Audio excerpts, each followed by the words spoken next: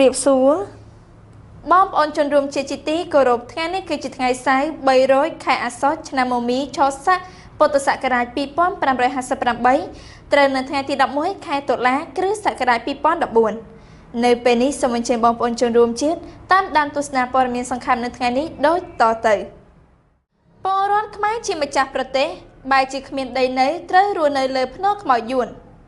បងប្អូនជនរួមជាតិជាទីមេត្រីប្រជាសហគមន៍ថ្មសានដែលជាពលរដ្ឋខ្មែរម្ចាស់ទឹកម្ចាស់ដីនិងជាម្ចាស់ប្រទេសស្ថិតនៅភូមិទួលកុងសង្កាត់ច្បារអំពើ2ខណ្ឌច្បារអំពើរាជធានីភ្នំពេញប្រមាណជា100គ្រួសារគ្មានដីសង់ទីលំនៅរស់នៅសមរម្យដែលជាហេតុធ្វើឲ្យពួកគាត់សម្រេចចិត្តរស់នៅលើភ្នំខ្មៅយួនតំណាងប្រជាសហគមន៍នេះបានសម្ដែងការតូចចិត្តយ៉ាងខ្លាំងនៅពេលដែលគាត់និយាយរៀបរាប់អំពីជីវិតពិតរបស់ប្រជាសហគមន៍ថ្មសាននេះអ្នកស្រីបានឲ្យដឹងថាពលរដ្ឋយួនមករស់នៅលើទឹកដីខ្មែរខុសច្បាប់ប៉ុន្តែមានការងារមានប្រាក់ចំណូលមានដីសង់ផ្ទះរស់នៅហើយថែមទាំងមានដីកប់ខ្មោចនៅពេលដែលស្លាប់នៅលើដីខ្មែរ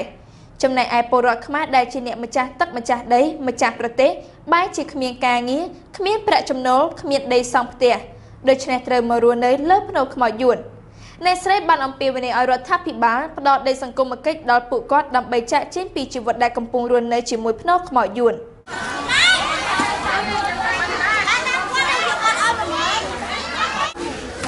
នេះសាច់ភ្នោខ្មោចហើយមើលផ្ទះហ្នឹងគឺនៅហើយអាផ្ទះដែលគាត់សង់ហ្នឹងភ្នោខ្មោចគេចាស់ពេកហ្នឹងគាត់ឈូសចេញធ្វើផ្ទះនៅលើហ្នឹងតែម្ដងហើយនេះភ្នោថ្មីហ្នឹងអត់ហ៊ានវាយរបស់គេគឺគេសំណង់វានៅរឹងហើយខាងនោះក៏ភ្នោខ្មោចដែរសាច់ភ្នោខ្មោចយួនទាំងអស់គេច្រើនសិតដាក់អក្សរយួនបាទនេះក៏អក្សរយួនដែរបាទសិតអក្សរយួននេះក្រែនេះ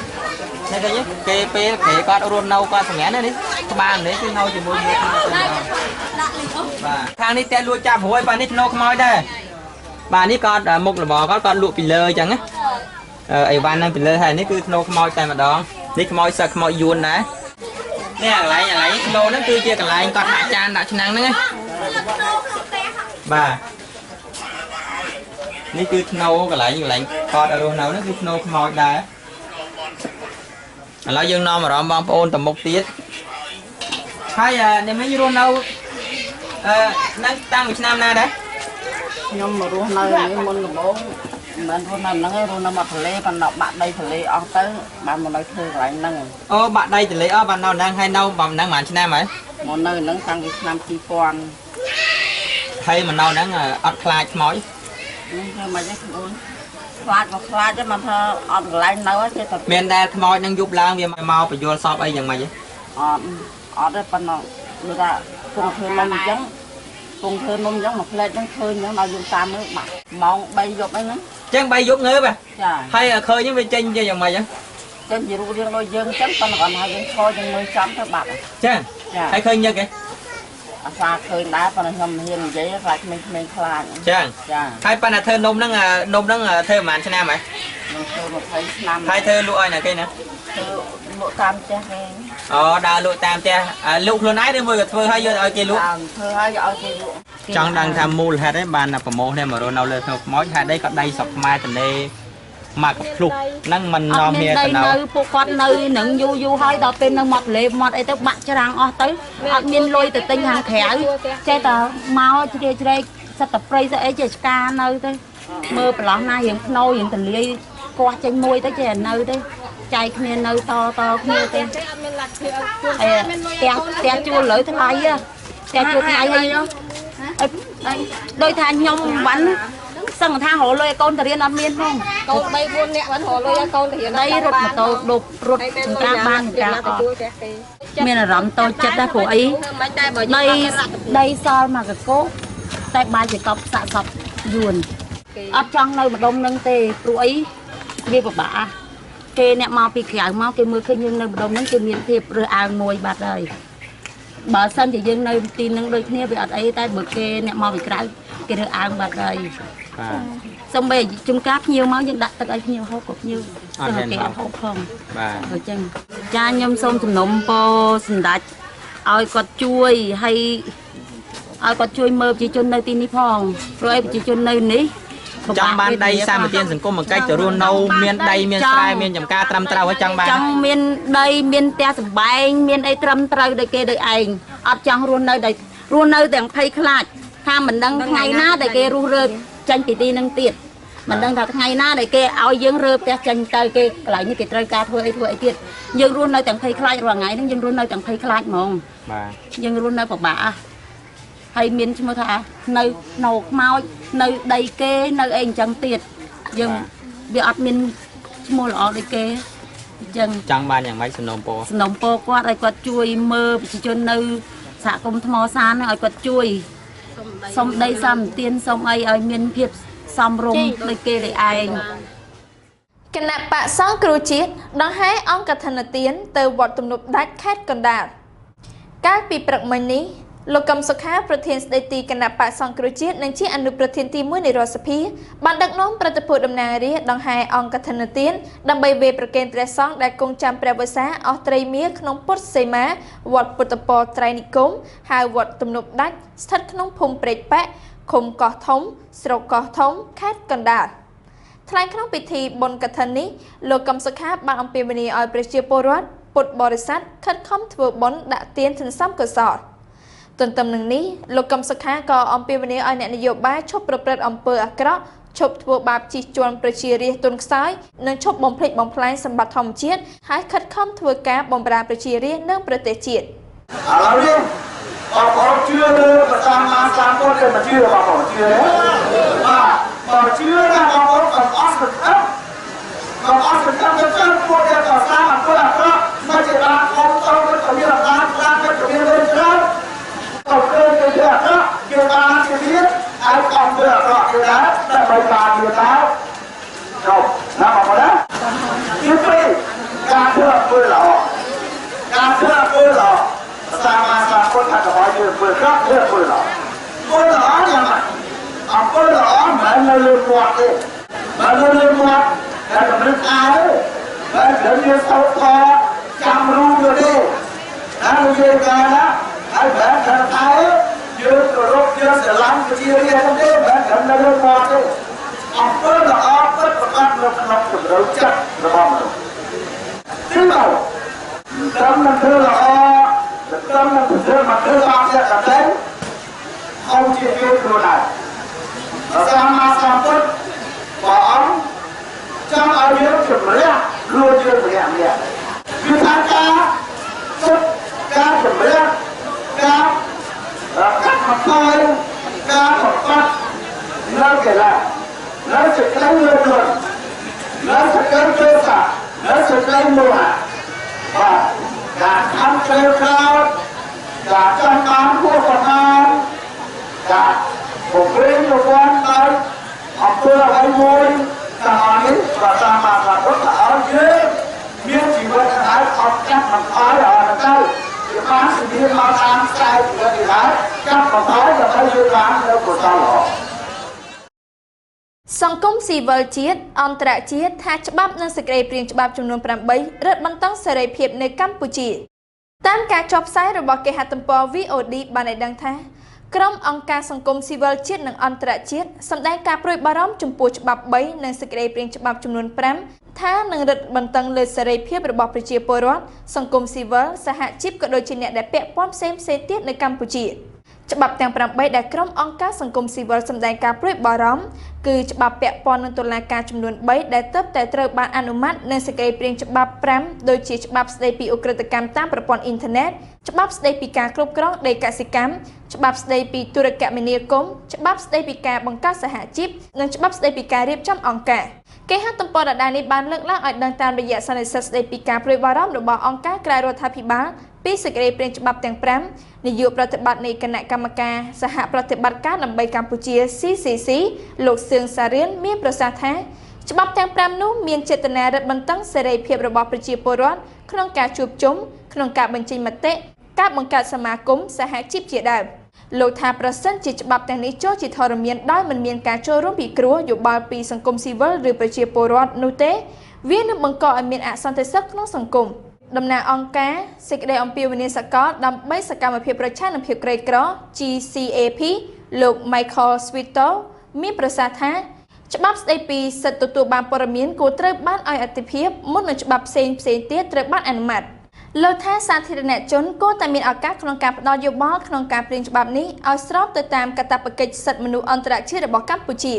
តំណាងរាជគណៈបក្សសង្គ្រោះជាតិលោកអេងឆៃអៀងមានប្រសាសន៍ថាប្រសិនជាសេចក្តីព្រៀងច្បាប់ទាំងនោះឡើងដល់រដ្ឋសភានោះអ្នកតំណាងរាជនឹងត្រួតពិនិត្យដើម្បីឲ្យច្បាប់ទាំងនោះចេញទៅបម្រើផលប្រយោជន៍សង្គមក៏ដូចជាប្រជារាស្ត្រឲ្យស្របតាមលទ្ធិប្រជាធិបតេយ្យ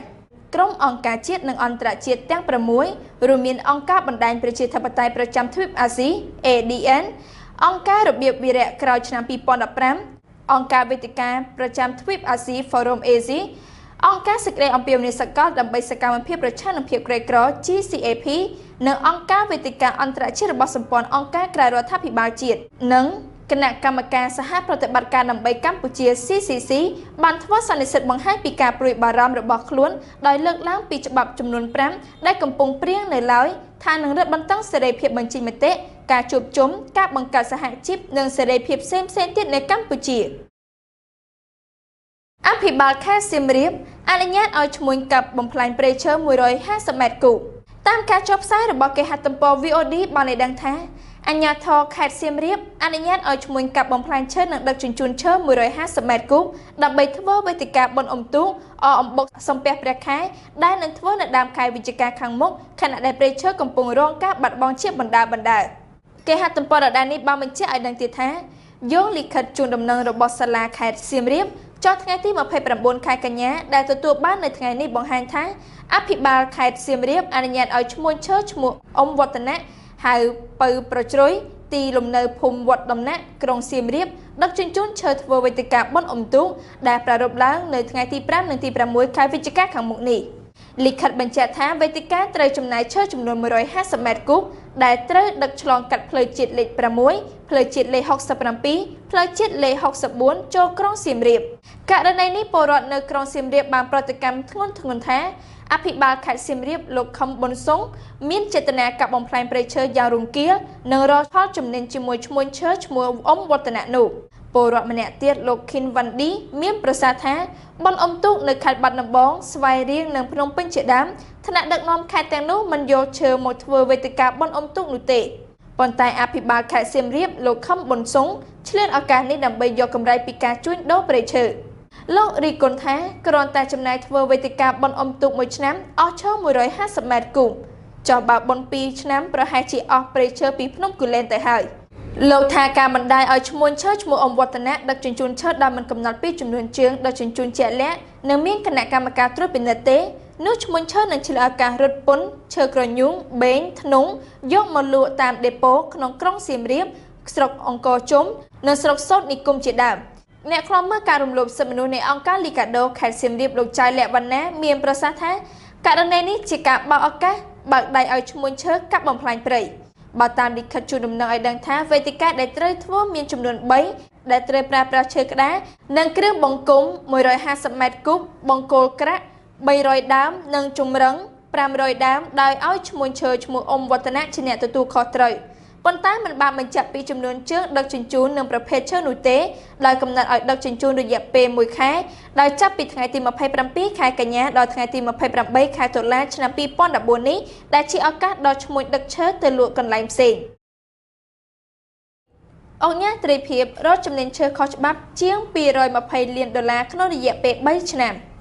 បើយោងតាមគេហទំព័រភ្នំពេញប៉ុស្តិ៍បានចុះផ្សាយថាក្នុងអំពើធំបំផុតនៃការកាប់ឈើក្នុងប្រវត្តិសាស្ត្រកម្ពុជានាពេលថ្មីនេះអង្គការត្រីភិបដែលមានអំណាចបំផុតនៅកម្ពុជាត្រូវបានគេរាយការណ៍ថា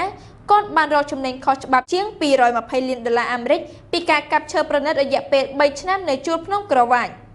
នេះបើយោងតាមទូរលេខផ្លូវការបង្ហាញឲ្យឃើញពីពេលថ្មីនេះគេហទំព័រដដែលនេះបានបន្តឲ្យដឹងទៀតថាផុសតាងត្រូវបានដាក់បញ្ចូលក្នុងរបាយការណ៍ឆ្នាំ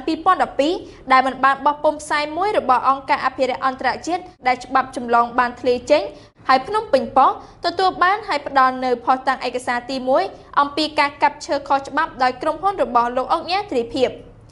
យោងតាមរបាយការណ៍បានឲ្យដឹងថាក្រុមហ៊ុន MDS Import និង Export របស់លោកអង្គញាត្រីភិបដែលជារបស់ប្រពន្ធគាត់ឈ្មោះម៉ៅមុំបានប្រើលិខិតអនុញ្ញាតឈូសឆាយអាងទំនប់វារីអគ្គិសនីស្ទឹងអាតៃនិងដីសម្បត្តិចំនួន3នៅទីជម្រកសត្វព្រៃភ្នំសំកុស ទំហំដល់ទៅ 33,000 ហិកតាដើម្បីលាងសម្អាតឈើខុសច្បាប់នោះដោយប្រើប្រាស់ទូលេខប៉ាន់ប្រមាណដែលត្រូវបានព្យាករណ៍ថានៅក្នុងតំបន់អាងទំនប់របាយការណ៍បានសន្និដ្ឋានថាលោកទ្រីភិបបានដឹកជញ្ជូនឈើ 16,000 ម៉ែត្រគូបចេញពីភ្នំក្រវ៉ាញដោយប្រើប្រាស់លិខិតអនុញ្ញាតឈូសឆាយកន្លែងសាងសង់ទំនប់បើធៀបទៅនឹងស្តុកប៉ាន់ប្រមាណចំនួន 1,000 ម៉ែត្រគូបក្នុងតំបន់អាងទំនប់